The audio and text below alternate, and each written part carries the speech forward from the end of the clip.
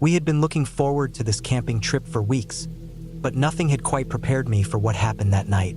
My friend and I, a couple of city kids craving a break from the hustle and bustle, decided to spend the weekend in the middle of nowhere, North Georgia. The plan was simple: find a secluded campsite, crack open a few beers, and just enjoy some peace and quiet away from the world. It was a sunny Friday afternoon when we arrived at the local grocery store to stock up on snacks and beer. The store was small, the kind of place that felt like it hadn't been renovated in years. Wooden floors creaked as we walked down the aisles, and the musty smell of old, dusty shelves lingered in the air. We grabbed chips, some canned food, and a couple of bags of trail mix, then made our way to the alcohol section. That's when we found out it was a dry county. I felt the blood rush to my face as I glanced at the beer section, only to find it was completely empty. We asked the cashier about it, and she looked at us with a knowing smile, as if she had answered this same question 100 times. She gave us directions to a bar just across the county line, about a 10-minute drive away. I could hear my friend mutter under his breath, "Well, we might as well make it a part of the trip." And with that, we made our way to the car. We joked along the way, half laughing at the absurdity of it all. We were supposed to be out in the wilderness, embracing nature, and instead we were chasing after beer. But hey, what's a camping trip without a couple of cold ones, right? The drive out there felt longer than it should have. The sun was starting to set, and the winding country roads seemed to stretch on forever, with the trees growing thicker and the shadows lengthening. The directions took us off the main road and down a narrow dirt path, the kind that didn't look like it was meant for regular traffic. We passed a few isolated houses here and there, but the area was mostly empty. The radio was nothing but static, and the headlights of the car barely pierced through the growing darkness. Then we saw it. The building was right there, nestled among the trees, as if it had been waiting for us. At first glance, it didn't look like any bar I'd ever seen. It wasn't a charming little dive with neon lights and a sign out front. No, this place was something else entirely. There were no signs, no windows, just a single light bulb hanging over the entrance. The door was a rusty, screened affair that looked like it hadn't been touched in years.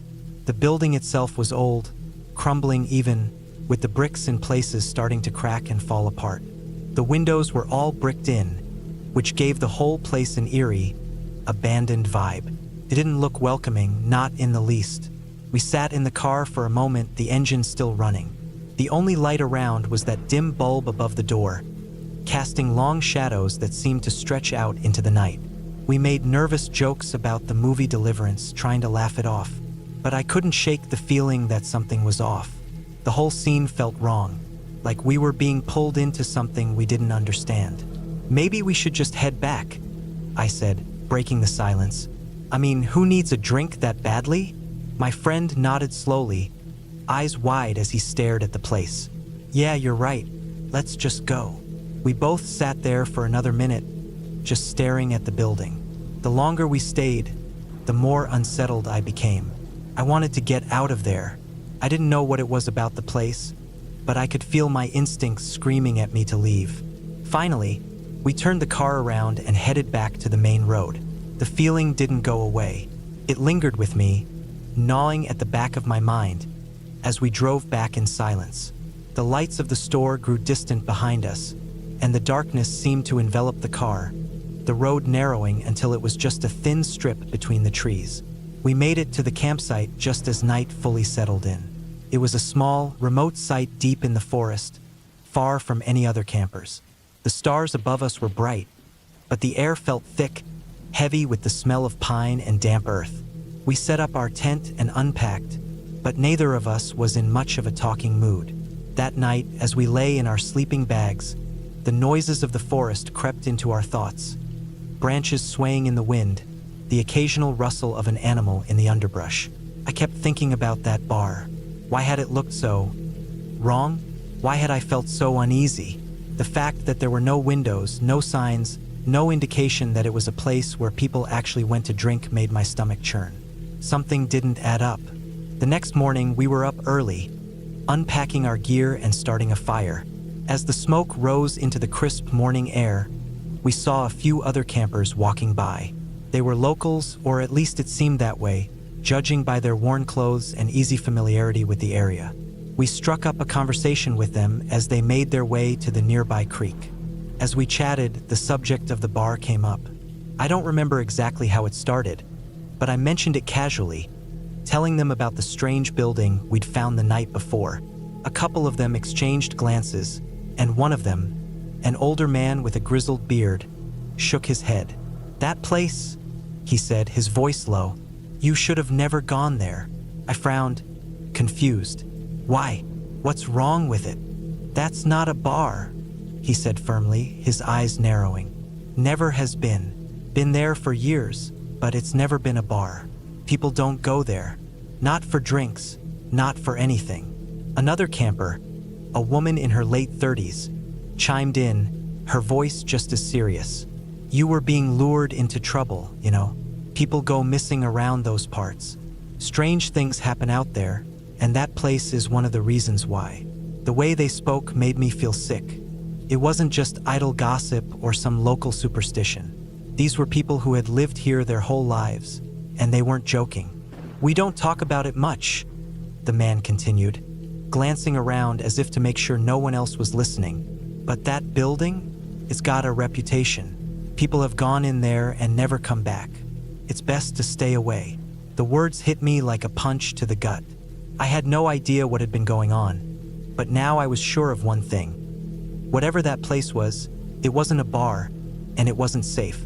My stomach twisted into a knot, and I felt a chill creep up my spine. I hadn't imagined it. The feeling of being watched, of something being wrong, was real. That day, we didn't go back to the bar. Instead, we packed up our things and decided to cut the trip short. The feeling of unease stayed with me, even as we drove away from the campsite and back towards civilization. I kept glancing in the rearview mirror, half expecting to see that building looming in the distance, but it was gone. It was as if it had never been there at all. To this day, I don't know what really happened that night or what that place was, but I'll never forget the way it felt. Like something dark and sinister was waiting, just behind the cracks in the bricks, waiting for the right moment to reveal itself. And I don't think I'll ever go back to North Georgia, not after what I learned. Some places, some things are better left undiscovered.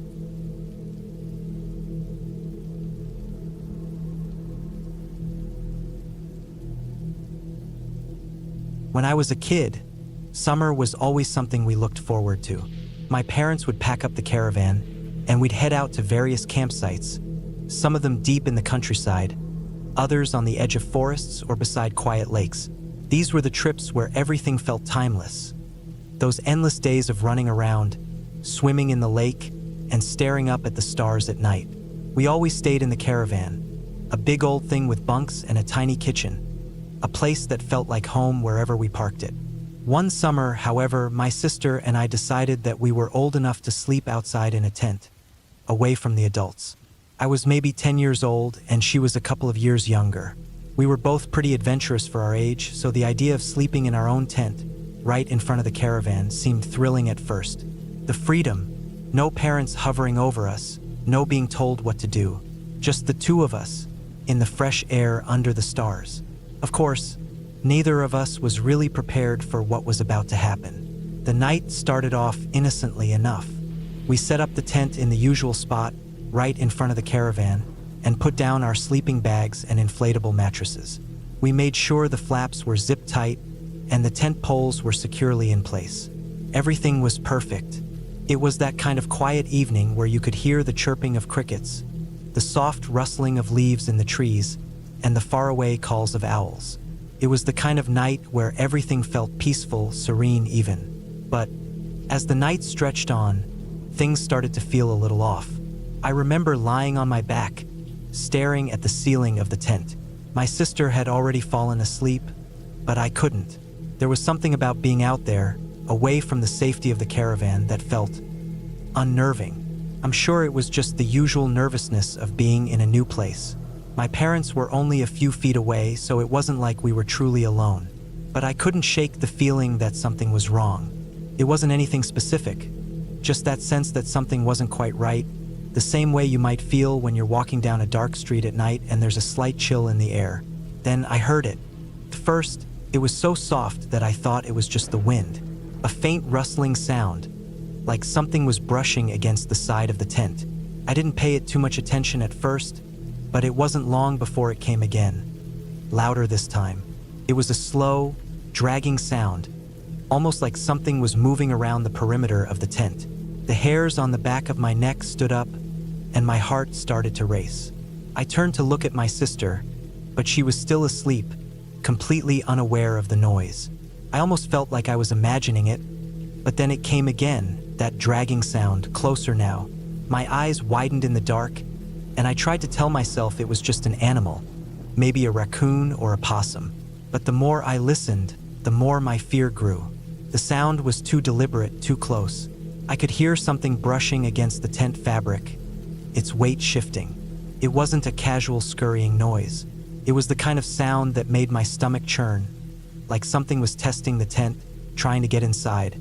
I don't know how long I lay there, paralyzed with fear. Felt like hours, though I'm sure it was only a few minutes. Every time the sound came, I felt a rush of panic, and I squeezed my eyes shut, hoping it would stop. But it didn't.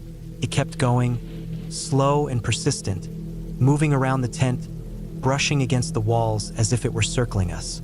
I could feel the tightness in my chest, the adrenaline pumping through my veins. I wanted to scream, but my voice wouldn't come. Finally, I couldn't take it anymore.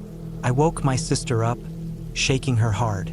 She groggily opened her eyes, looking around in confusion, but I wasn't about to explain myself. I just pointed at the door of the tent, whispering, "Something's out there." She froze, and for a moment, I could tell she didn't believe me. Then, just as I was about to tell her to listen, the sound came again, this time louder than ever, the dragging, rubbing sound. She jumped up, eyes wide with fear, and we both started to whisper scream, calling for our parents. I don't know how it happened, but in the next few seconds, the tent flaps were opened, and we were both outside, standing in front of the caravan, shaking and wide-eyed. My dad came out immediately, looking around with that calm authority that parents seem to have, the kind that's meant to comfort you even when they're unsure themselves. He walked around the tent, shining a flashlight around. We stood there, waiting, feeling like complete idiots as we watched him inspect the surroundings. He reassured us that it was probably just an animal, maybe a deer or a raccoon, and told us to try to go back to sleep. But the air was thick with unease. The sounds hadn't stopped. My heart was still pounding in my chest, and there was a nagging feeling in the back of my mind that told me it wasn't just an animal. We reluctantly climbed back into the tent, but the moment we lay down, the sounds started again. The dragging, the brushing against the walls, slow and steady. I could hear my sister's breath coming out in sharp, quick bursts.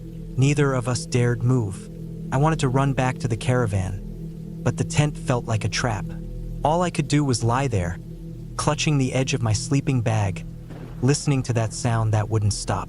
Finally, after what seemed like an eternity, the noise stopped. It was so sudden, it felt like the world had gone quiet. My body was stiff with fear, but I couldn't tell if it was over or just beginning. I waited, but nothing. I listened hard, straining to hear anything, but the sound didn't come back. After what felt like another long stretch of silence, I heard my sister's voice, barely a whisper. "I'm not sleeping in here again." I agreed immediately, and we both scrambled out of the tent once more, running to the caravan in a panic. My dad was still awake, sitting outside, but when he saw us, he just shook his head with a tired smile. All right, no more tent tonight." He helped us inside, and we slept in the caravan for the rest of the night. The soft sound of the wind outside almost a comfort compared to the terrifying silence of the tent. The next morning, we told our parents about the noise, but they both brushed it off, thinking we were just being kids and letting our imaginations run wild. My dad even joked about how we were probably just scared of a few harmless animals. But I couldn't shake the feeling that something had been out there, circling us, testing the limits of the tent. We didn't talk much about it after that, but my sister and I both avoided the tent for the rest of the trip. Every time we passed it, we felt the same uneasy feeling creep up on us, but we kept our distance, not daring to go near it.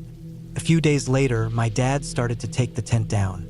He wasn't upset or anything. He just figured it was time to pack up. As he took the poles out and began to fold the fabric, he paused. Then, with a quiet grunt, he knelt down and peered under the tent. "Well, this explains it," he muttered. Curious, I walked over and looked. Under the tent, where we'd been sleeping, were multiple small tunnels, like burrows, dug into the ground. I don't know why I hadn't noticed them before, but there they were, several holes just large enough for small animals to crawl through. My dad started to poke around a bit, pulling back the fabric of the tent and finding more tunnels hidden in the soft earth beneath it. Apparently, some animals, most likely rodents or moles, had built tunnels directly under the tent. When we'd been lying on the inflatable mattresses, we hadn't felt a thing. But the weight of the animals as they crawled through the tunnels, brushing against the tent walls, had created the noises we'd heard. The dragging sound had been their movement under the tent. At first, I felt a bit embarrassed. Of course, it was just animals. There was no ghost, no strange supernatural force, just some burrowing critters. But even now, all these years later, when I think back to that night, I still get a little chill. We'd been so sure something was out there, that it had to be something deliberate, something watching us. But it was just nature, as strange and unsettling as it can be when you're a kid lying in a tent, waiting for sleep to come.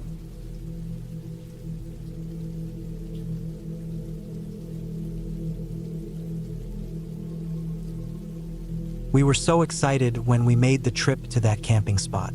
My girlfriend and I had been planning this for months. It was her birthday and our anniversary. We had the perfect plan. Drive 5 hours away from home, escape the noise of the city, and spend the weekend in complete peace and quiet surrounded by nature. The day before, a massive storm had passed through, so we figured we'd have the whole place to ourselves. Especially since the guy at the entrance told us we were the only ones booked for the weekend. He even said that the storm had kept others from coming, which just made it feel like it was going to be an isolated, perfect getaway. We got there early in the afternoon. The sun was still high, and the sky was clear, with only a few clouds left behind from the storm. I remember pulling into the campground, driving down long, winding paths between thick trees. The roads narrowed as we got deeper into the woods, and there was something odd about it. The closer we got to our designated camping area, the less it seemed like a campground and more like a forgotten corner of the woods. The road was tight, so narrow that if we needed to leave, we would have to back up all the way out. After unloading the car and setting up the tent, we decided to take a walk around. It was just so peaceful. The air smelled clean, and the trees were green and vibrant. I was still trying to shake off the weight of the work week, and I was happy to be out here, away from everything. But the longer we walked, the more uneasy I started to feel. It was like something wasn't quite right, but I couldn't put my finger on it. We walked a couple of miles into the woods, just taking in the sights and sounds of nature, until we stumbled upon something that really made my skin crawl. Off to the side of the trail, hidden between trees, we saw them, white cabins. There were several of them, all exactly the same. They were built in a very uniform way with whitewashed walls and steep roofs, but they seemed so out of place. They were old, and there was no sign of life around them, not even a sign telling you what they were for. It didn't make sense. They were part of the campground, but they were so far off the main areas, like they'd been abandoned a long time ago. It felt wrong, like we shouldn't be there. We stopped for a moment, just staring at the cabins, trying to make sense of them. There was no movement, no sound coming from them. It was so quiet, it felt almost oppressive. It wasn't like the normal stillness you feel in nature. It was eerie. We turned around and started heading back to the tent. When we got back, we tried to get a fire going. We were both pretty clueless when it came to camping. We had brought some self-lighting logs and lighter fluid from Walmart, but everything was soaked from the rain the day before. The leaves were wet, and the sticks we found were useless. We spent what felt like forever trying to get the fire going, but we finally managed to get a small one started. We cooked hot dogs and roasted marshmallows, laughing about how ridiculous we must have looked trying to get the fire to work. But after a while, we both noticed just how dark it had gotten. My girlfriend, who was always easily spooked, mentioned she didn't like how quiet it was. "Can we get in the tent now?" she asked. I didn't blame her. The air had gotten cold, and the darkness felt like it was creeping in on us. We put out the fire, crawled into the tent, and started talking. But something was off. I could tell she was nervous, and honestly, I wasn't feeling too great either. Then, in the middle of our conversation, she suddenly covered my mouth with her hand. "Shoo, do you hear that?" she whispered, her voice trembling. I paused, trying to listen. First, I thought it might just be the wind, but then I heard it, 2 footsteps, heavy ones, like a group of people walking through the woods, their steps slow but deliberate.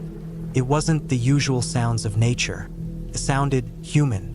I tried to calm her down. "It's probably just animals or something," I whispered back. But then it got worse. We heard mumbling, low and unintelligible, like voices too far away to understand but too distinct to be animals. It didn't sound like any animal I knew.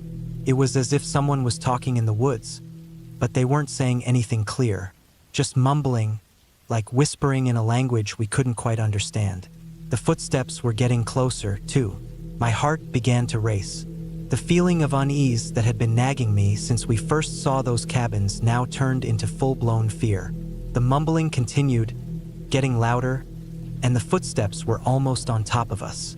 The tension in the tent was unbearable. I could feel her hand tightening on mine, both of us frozen, listening, waiting. The sound of footsteps was so close now that it felt like whoever or whatever was out there was standing right outside the tent. I didn't dare move. I didn't even want to breathe too loudly. We were both paralyzed in fear, not sure what to do next. And then, just like that, the noises stopped. It was dead silent again. I don't know how long we sat there, neither of us saying anything. The minutes dragged on, but it felt like hours. My mind was racing. I tried to make sense of it. Maybe it was other campers? But the guy at the entrance had said there was no one else out here. Maybe it was animals? But no animal sounds like that. Finally, my girlfriend whispered, her voice barely audible, "We have to get to your car." I could feel the adrenaline pumping through me. My body was on high alert, and I could barely think straight. I told her to stay behind me, and we crept out of the tent as quietly as we could.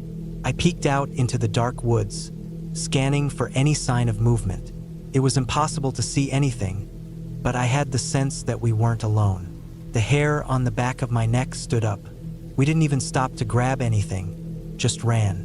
We bolted for the car. Once inside, I locked the doors as fast as I could. My girlfriend was shaking beside me, her eyes wide. "What the fuck was that? We can't stay here. No one is out here but us. What was that?" I was trying to catch my breath, my mind racing. I didn't know what to say. There were no signs of other people, no signs of life anywhere. But those footsteps, the mumbling, the fact that it had sounded like they were right outside our tent, I couldn't explain it. "I'm going to grab our stuff," I said, trying to stay calm. "You stay here." I ran back to the tent. My heart was pounding in my chest, and the whole place felt like it was closing in on me. I grabbed the ice chest and threw it in the back seat of the car, then made my way back to the tent. I couldn't move fast enough. I ripped the tent stakes out of the ground, yanked the whole thing up, and wrapped the tarp around it like a bundle. I slung it over my shoulder, almost knocking the ice chest out of the car as I hopped in. I didn't say anything. I just slammed the door shut and looked at my girlfriend. "Do we have everything?" I asked. She nodded quickly, not taking her eyes off the woods. I didn't even check the rearview mirror as I threw the car in reverse. I was too focused on just getting out of there. The road back to the entrance was confusing. There were so many turns, so many forks in the road. I kept asking her if she remembered the way we came in, but she couldn't remember either. Every road seemed the same, just more trees, more dark corners of the woods. We picked a random fork, and after a few minutes, we ended up in a different camping spot. I cursed under my breath and slammed it in reverse again, feeling completely disoriented. I had no idea where I was going. But then, as I turned back around, I saw a small sign behind an overgrown bush. It was barely visible, but it pointed to the main road back to the gate. I followed the road, my hands gripping the wheel tightly. I just wanted to be out of there, As we sped out of the woods, I glanced to the right, towards where our campsite had been. That's when I saw it. A small green light flickering in the distance. It was near the spot where we had been camping. It didn't make any sense. It wasn't a campfire. It was too far away, and it was too small, too faint. I didn't say anything. I just drove. We made it back home. 5 hours later, exhausted and shaken. We crashed on her parents' couch around 4 a.m., both too tired and too scared to even talk about the trip. We never brought it up again, and neither of us ever had any desire to camp again after that night. Looking back, I still don't know what happened, but every time I think about it, I remember that green light. It never made sense, and that's the scariest part of all.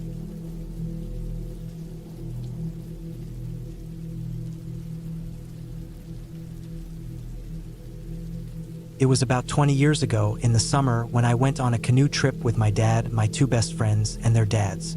We were all excited, eager to get out on the water, away from the buzz of daily life and into the quiet woods. We planned to spend a few days paddling down a river that twisted and wound its way through thick forests and hills. It was one of those trips that had the potential to be a mix of fun, adventure, and relaxation, all while being close to nature. The river was supposed to be a challenge, nothing too extreme, but more demanding than the lazy rivers we were used to. So, we hired a guide to take us through a section that required a little more skill to navigate. We weren't sure what to expect from him, but we figured he'd know the river well and keep us safe. I remember feeling a little uneasy when we first met him. He was older than I expected, maybe in his late 40s or early 50s, tall with a rough, wiry build. His face was weathered, like he had spent most of his life outdoors. He didn't say much, mostly kept to himself, but there was something about him that made me uncomfortable, like he was always watching us more than he should. We spent the first day on the river, fishing and paddling in a relaxed way, making our way through the quieter sections of the water. The guide, though, kept to himself. While the rest of us were catching fish and talking about the best way to cook them, he just had his cans of food, beanie weenies, and canned fruit. I remember thinking it was a bit strange. Everyone else was cooking fresh fish, making meals that smelled great, while he was opening cans and eating alone. But we didn't think much of it. It was a camping trip, after all. Maybe he just had his own way of doing things. Each night, after dinner, we'd sit around the campfire, talking and laughing, sharing stories, and trying to outdo each other with tall tales. Our dads had always been friends, so there was a kind of warmth to the conversations. We all felt a little removed from the rest of the world, out there in the woods, where there was no cell service, no interruptions, just the sound of the fire crackling, the wind in the trees, and the river flowing. But on the second night, things got a bit strange. It was cold, colder than we'd expected for the time of year. A chill had crept into the air by the time we finished our meal, and as we settled in for the night, the guide, who had been sitting a little apart from the rest of us, came over and asked if he could sleep in our tent. He'd been camped out in his own setup, but I guess he didn't like how cold it was getting. He mentioned that he didn't have any extra warmth and that the heater we had in our tent would be perfect. He wasn't asking to join in for the company or anything. He just seemed desperate for the warmth. Seemed off, though. It was a little too direct, like he was just waiting for the chance to ask. My dad, who was always the diplomatic one, politely turned him down. "Sorry, we've got a small space, but we can share the heater with you if you like. Just put your tent a little closer to ours." It wasn't a mean response, but it felt like my dad had a certain discomfort about the whole thing. We didn't press it. Instead, we just made small talk and carried on with the night. The next day, things felt a little off. I kept an eye on the guide, noticing how he kept his distance, but sometimes his eyes would linger too long on us, especially when we were laughing or telling stories. At times, he'd stare at us like he was studying us, like he was trying to figure out something about us that none of us had noticed. We spent the next few days on the river, though, trying to push those thoughts aside. The fishing was great, and the paddling was peaceful, but I couldn't help but feel like there was something wrong about the whole trip. It wasn't just the guide. It was something in the air, a sort of quiet tension, like we were all on edge for some reason. At night, the guide would always retreat to his tent early, even before it got dark. Sometimes he'd just stare at the fire from a distance, like he didn't want to be part of what we had. It was like he was observing us, analyzing us from the shadows. We finished the trip without incident, though. On the last day, as we packed up our gear, there was no sign of anything unusual. The guide gave us some parting advice about the river, but he didn't offer much in the way of farewell. He simply said, "Take care of yourselves." Then he turned and left. I didn't think much about the trip after that. Not until 5 years later, when I was sitting on the couch at home, watching the local news with my dad. They were reporting on a man who had been arrested and was now wanted for some of the worst crimes you could imagine. My dad's expression darkened when the face of the guide popped up on the screen. It was him, the same guy we had spent those few days with down on the river, the one who'd kept to himself and asked to sleep in our tent. I could feel my stomach drop as I watched my dad's face twist in disbelief. They didn't say much at first, just that he had been hiding under a fake name, living in a nearby town. But when they started listing his charges, my blood ran cold. He wasn't just a random oddball, he was a child rapist. A man who had been wanted for years and had managed to stay under the radar. And there we were, sharing a campfire with him, laughing and telling jokes, completely unaware of who he really was. The realization hit like a freight train. That unease I'd felt, those strange moments where I'd thought something was off. It all made sense now. It wasn't just a gut feeling. I wasn't just being paranoid. There had been something about him from the very beginning that had set off alarms in my head. His quiet demeanor, his refusal to eat with us, his strange way of isolating himself from the group. All of it had been pieces of a puzzle I couldn't put together until now. It made me sick to think about the possibility that he might have been sizing us up all along. The story on the news said that he had been using his position as a guide to get close to families and children, always moving around, always finding new ways to stay one step ahead of the law. It made my skin crawl to think that he had been in our presence, that we had trusted him to guide us down that river. I'll never forget the feeling of that moment. It was like everything in my world had shifted. That innocent camping trip, the laughter, the fishing, the cold nights by the fire. It all suddenly seemed so twisted. I thought back to the time he had asked to sleep in our tent. What had he been thinking? What was his real plan? Did he have more sinister intentions than just escaping the cold? I couldn't help but wonder if he had been watching us more closely than we realized.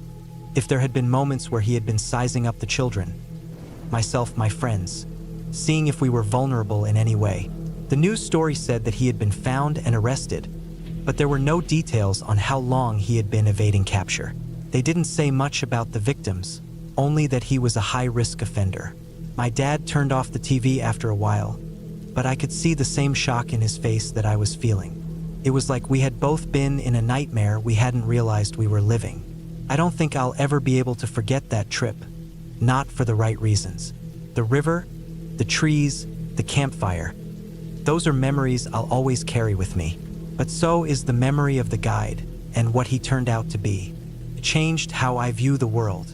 It taught me how easy it is to let your guard down, how you can never be too careful, and how you never truly know who you're sharing your time with.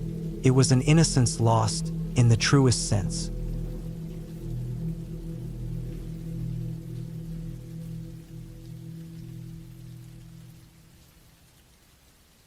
It was one of those midweek nights, the kind that feel eerily quiet at the campsite. It was late, around 2 a.m., and the park was still, the sounds of nature muted under the weight of darkness. My family was tucked inside the trailer, and I, feeling the familiar tug of needing to use the bathroom, knew I had to make the trek to the comfort station. I wasn't exactly excited about the walk, but it wasn't the first time. This wasn't a huge park, and I had done this trip countless times before. The washrooms were a short walk through the woods, with a trail that wound around behind the campsite. I was tired, half awake, but I figured I'd cut through the usual shortcut behind the site instead of going around the long way out front. I didn't think twice about it. I'd done it 100 times. It was quicker, and I was half in a haze. The night was cool but not cold, the kind of crisp air that you can only get in the woods after midnight. I stepped outside the trailer, feeling the slight crunch of gravel underfoot. The world was still, with no sound except the occasional rustling of a far-off branch swaying in the wind. Everything seemed fine, peaceful even. The moonlight was faint but bright enough to guide my way along the edge of the trail that cut through the woods. It wasn't exactly the densest forest, but the trees were spaced enough that you couldn't see too far ahead, making it feel a bit more enclosed. As I walked, I couldn't help but notice how quiet it was. The usual sounds of the forest, an owl, a rustle of leaves, a distant animal call were missing. It was unnerving, but I shrugged it off. Maybe everyone else was tucked in for the night, and the wildlife was taking its cue from the stillness of the place. The trail curved, and I was just about to hit the halfway point when I heard it. At first, I thought it was nothing, just a random noise in the dark woods. But then I heard it again, a faint sound almost like giggling. I froze, every muscle in my body tense. The sound wasn't loud or anything, but it was close. It was like it was right next to me, but I couldn't see anything in the shadows. My heart started to beat a little faster. The noise was odd, but there was no sign of anyone. No movement in the trees, no rustling. Felt like my brain was playing tricks on me. Could it be a raccoon? Maybe some kind of small animal making a weird noise? But the giggling didn't make sense. Raccoons don't giggle. I quickened my pace, my boots crunching a little louder on the trail. Maybe it was just the wind. Maybe it was just the forest playing games with my mind. But I couldn't shake the feeling that something was wrong. My mind raced, thinking through the possibilities. A person, maybe someone who was just as lost as I was in the woods at this hour. But I didn't see anyone. No flashlights, no sign of a camper or a hiker. As I continued to move forward, I tried to convince myself it was nothing. Maybe it was the wind, or a bird, or even the nearby creek making strange noises. But just as that thought crossed my mind, I heard it, a voice deep in the woods. A woman's voice. Hello! I could have sworn my heart stopped for a moment. It was as if the blood drained from my face in an instant. I didn't know if I'd ever felt more terrified. It wasn't loud, but it was clear as day. The way it echoed in the stillness of the woods made it sound like it was coming from all around me. Felt wrong. That was it. I didn't think, I didn't hesitate. I sprinted, full throttle. My legs burned as I pushed myself faster, ignoring the sharp branches that scratched at my face and the thick underbrush that slowed me down. I was panicked, my mind a blur, just focused on getting to the light, to safety. I could hear my breath pounding in my chest, the blood rushing in my ears. I didn't look back, not even for a second. The trail was winding, and in the dark, every turn felt like a chance for something to jump out. But there was nothing behind me, just the sound of my own frantic footsteps. Then I hit something. My foot caught on a log, and I went down hard, scraping my shin and tearing my pant leg. I gasped, the pain shooting through me, but I didn't stop. I scrambled up, blood rushing to my head, and I kept running, ignoring the burning in my muscles. Finally, the lights from the comfort station broke through the trees, and I reached the edge of the trail, stumbling out into the clearing. My hands were shaking, my heart still thumping wildly in my chest. I leaned against the wooden post of the comfort station and took a few moments to catch my breath. I was alive. I was okay. Still, the eerie feeling that something wasn't right lingered in the back of my mind. But I shook it off. It was probably just my imagination. I wasn't the type to believe in strange things. I was a biologist for crying out loud. I dealt with facts, with science. Nothing supernatural. It had to have been an animal or some weird sound bouncing off the trees. I decided to go inside, use the bathroom, and clear my head. Inside, the lights were bright, and the space smelled of soap and cleanliness. The bathroom was empty, and I took care of my business in a hurry, feeling almost foolish for being so rattled by a noise in the woods. It was probably just a raccoon. I'd heard weirder things. After I was done, I stood at the sink, splashing some cold water on my face, trying to calm myself down. The adrenaline was still coursing through me, making my hands feel jittery. I looked at myself in the mirror, talking myself down, convincing myself that it was nothing. I didn't need to be scared. I didn't believe in that stuff. But then, something stopped me. The voice. It wasn't a hallucination. It wasn't my imagination. I had to go back to the campsite, and I was going to take the long way, the safer way. I didn't need to cut through the woods again. So I left the comfort station and started walking back. The road was long, and the campground was peaceful, quiet. The trees loomed overhead, their branches swaying in the wind, and the occasional owl hooted in the distance. But there was nothing strange, nothing to make me feel like I wasn't just heading back to my site like any other night. As I passed by the entrance to the woods, I glanced over, and that's when it happened. A whisper, "Come back." I froze. The hairs on my neck stood up, and the world seemed to go silent.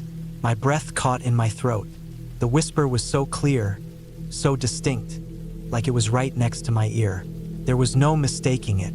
It wasn't my mind playing tricks. It wasn't the wind. I didn't even think. I turned and ran. I ran like I've never run before. My legs were pumping, my chest heaving, and my heart was racing faster than I thought possible. I didn't care if I looked stupid. I didn't care about anything except getting back to my family and the trailer. I didn't stop until I was safely inside, door locked, lights on. And that was it. I didn't sleep much that night. I lay awake, listening to every creak of the trailer and every rustle outside. My mind was spinning with questions, with uncertainty. What had I heard? What had been in those woods? In the morning, I tried to convince myself it was nothing. But I knew what I heard. I told myself I'd never go to that comfort station again at night. I'd take the longer route, stay in the open, and avoid cutting through the woods. It was a lesson learned the hard way, but at least it was a lesson. The next season, my family upgraded the trailer to one with a bathroom inside. And for me, that made all the difference. I didn't have to go out there in the dark again. The thought of it, of the woods, the voices, the whispers, was enough to make me stay inside, safe, and that was all that mattered.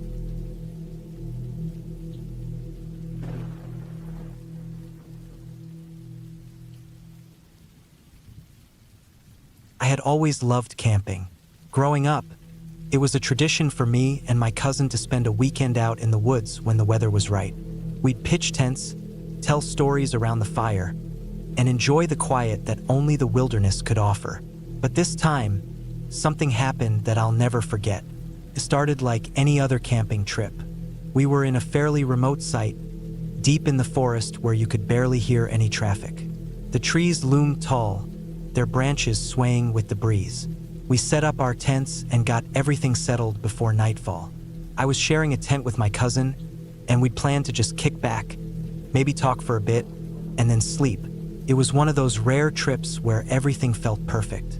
There was something about the way the sun dipped below the horizon that day that gave the whole place a calm, peaceful feeling. But things changed as soon as the stars came out. The night was cool, the kind of crisp air that makes you want to pull your sleeping bag tight. I lay down, my eyes adjusting to the dark inside the tent. My cousin was already snoring softly beside me, and the night outside was alive with the sounds of crickets and the occasional owl. The wind was light, and the trees seemed to sway gently, almost soothingly. I remember thinking how peaceful it all was as I drifted off to sleep. It must have been a few hours later when I woke up. First, I thought I was still at home. The feeling I had was so familiar, like when you wake up in your own bed, not quite realizing where you are. But then something didn't sit right. I felt something crawling on me, slow and steady. It wasn't uncomfortable at first, just a little strange. I figured maybe it was my brother messing with me. He liked to sneak around when he thought I was sleeping. I was still half dreaming, my mind not quite waking up yet, so I just rolled over and tried to ignore it. But the sensation didn't stop. It kept moving, like something was moving under my shirt, feeling its way across my skin. It was soft, almost slimy, like the way you'd imagine a snake would feel if it were to slither over you. It moved with a slow rhythm, never stopping. I thought maybe I had a bug or something on me, but I didn't want to wake up completely to check. I was just tired, too tired to care. At some point, I shifted a little, thinking it would stop. That's when I realized something wasn't right. The moment I fully woke up, the confusion hit me like a ton of bricks. I wasn't at home. I was in the woods in a tent. My brother wasn't here. I wasn't even in the same state as him. I was alone with my cousin. I bolted upright, my heart racing now as the full weight of the situation hit me. That's when I finally understood what had been crawling on me. I reached for the light in a panic, fumbling around for my flashlight. When the beam of light finally flicked on, I froze. There, on my chest, was the thing that had been touching me, slithering across my skin with a calm persistence. It was a caterpillar. I don't know why I was so stunned at first. I mean, a caterpillar doesn't exactly scream danger. But the way it was moving, how it felt against my skin, something about it felt off. I couldn't breathe for a second as I just stared at it, almost paralyzed. It was fuzzy, its tiny legs brushing against me like the brush of 1,000 tiny feathers. But it wasn't just crawling casually. It was moving with purpose, heading somewhere on my body like it had been there for ages. I didn't even know how to react. Part of me wanted to flick it off, but I didn't want to make any sudden movements. What if it was poisonous? What if there were more? What if it wasn't just a caterpillar, but something else, something I couldn't see? My mind raced as the room started to close in. I reached down with trembling hands, grabbed it, and flicked it off my chest, almost throwing it across the tent. I immediately started brushing myself off, even though I knew there was nothing else on me. It was just that feeling, the feeling of something crawling on your skin in the dark, that feeling you can't shake, no matter how many times you brush it off. My heart was still pounding, and my hands were shaking. I could still feel the remnants of it on me, like phantom touch. I looked over at my cousin, who was still sound asleep, completely oblivious to what had just happened. The caterpillar had fallen to the floor of the tent, but it wasn't enough for me to relax. I lay there, staring up at the ceiling of the tent, trying to calm myself down. The caterpillar was still moving on the floor now, harmless, but I couldn't stop thinking about how it had felt on me. My mind was in overdrive, replaying the event, wondering how it had ended up on me in the first place. I had no idea how long it had been there before I woke up, but the thought of it crawling over me in the dark, made my skin crawl. It was just a caterpillar, but at that moment, in the middle of nowhere, it felt like so much more. The forest outside was quiet, but my thoughts were loud, echoing in my head like a warning I couldn't shake. I didn't sleep after that. I stayed wide awake, staring at the tent walls, listening to every little noise outside. My mind kept flashing back to that moment, to the feeling of something slithering on me in the dark. No matter how I tried to reassure myself that it was harmless, that it was just an insect, I couldn't shake the dread that had settled in my chest. The next morning, the sun finally broke through the trees, warming the air. The night had passed, but the tension hadn't left me. I could hear my cousin stirring beside me, stretching and yawning, completely unaware of the nightmare that had unfolded just a few hours earlier. I didn't want to tell him what had happened. I didn't want to sound crazy. It was just a caterpillar, right? But I couldn't shake the way it had felt. How its tiny legs had crept over my skin. How it had felt like it was invading my space, my body, in a way that was completely unnerving. We spent the rest of the day hiking, trying to shake off the unease, but it was hard to forget. Every rustle in the leaves, every movement in the bushes made my skin prickle. I kept checking my clothes, my arms, my legs, for any sign of another caterpillar or worse. I knew I was being irrational, but I couldn't help it. When it was time to pack up and head back to the car, I made sure to check my tent carefully before folding it up. No sign of any more caterpillars. Still, I wasn't quite at ease. The memory of it stayed with me the whole drive back. To this day, I can't camp the same way again. The thought of something crawling on me in the middle of the night, something I can't even see or fully understand, still sends a chill down my spine. Every time I go out camping now, I double-check my tent, my sleeping bag, my surroundings. I don't take the peace of the woods for granted anymore. And every now and then, when I'm alone in the dark, I'll feel that shiver run down my spine, remembering how it felt to wake up and find something slithering on me in the night.